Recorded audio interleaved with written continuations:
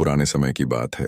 एक जंगल में एक छोटी सी झील हुआ करती थी। वह झील मानो भगवान का आशीर्वाद थी। जो भी उसमें स्नान करता वह स्वर्गीय लाभ प्राप्त करता और भगवान का प्रिय बन जाता। झील का जल स्वर्ग के अमृत के समान था। जो भी उसमें स्नान करके भगवान से आदर और विनय पूर्वक कुछ मांगता उसकी मनोकामना पूर्ण हो जाती। समय बीतने के साथ झील के चारों ओर घने पेड़ पौधे उग आए। चारों ओर इतनी वनस्पति हो गई झील बाहर से दिखाई देना लगभग असंभव हो गया। लोग धीरे धीरे उसका अस्तित्व भूल गए। झील इतनी घनी झाड़ियों और पेड़ों से घिर गई कि वहां तक पहुंचना कठिन हो गया। हालांकि कुछ आर्षि मुनि थे जो इस झील की दिव्य महिमा को जानते थे और गुप्त रूप से वहां स्नान करने आते थे ताकि वे उसका पुण्य लाभ प्राप्त कर सकें। कुछ समय बाद आर्षि मुनियों ने भी वहां जाना बंद कर दिया क्योंकि वह स्थान अत्यधिक दुर्गम और खतरनाक हो गया था। वहां कोई हिंसक जानवर तो नहीं था, लेकिन अत्यधिक बांस और पेड़ पौधों के कारण वहां जाने का कोई मार्ग शेष नहीं था। कुछ दिन और बीते और एक दिन वहां कुछ बंदर आ गए। चूंकि वहां मनुष्यों का आना जाना बंद हो चुका था, इसलिए वहां बहुत सारे फलदार वृक्ष उग आए थे। फल मिलने के कारण बंदरों ने वहां कुछ दिन ठहरने का निर्णय लिया। हालांकि वे झील के दिव्य स्वरूप से अनजान थे और उसके पास नहीं जा पा रहे थे। एक दिन एक बंदरिया गलती से झील के पास पहुंच गई। झील के किनारे एक बहुत बड़ा बरगद का पेड़ था, जिसकी जटाएं इतनी घनी थीं कि उसके भीतर प्रवेश करना कठिन था। लेकिन वह बंदरिया गलती से उसी पेड़ तक जा पहुंची और उसकी जटाओं में फंस गई।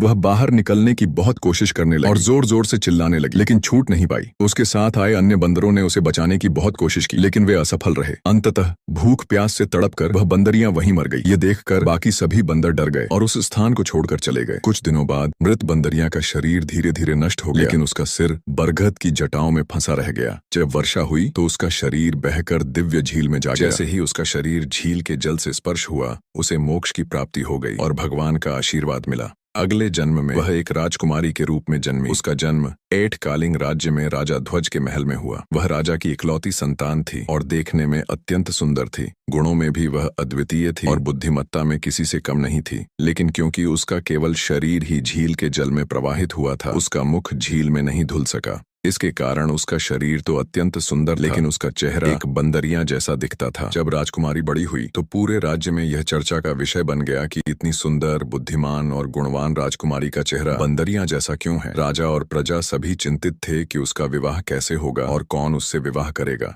अगले भाग देखने के लिए वीडियो को लाइक करके चैनल को सब्सक्राइब जरूर करें।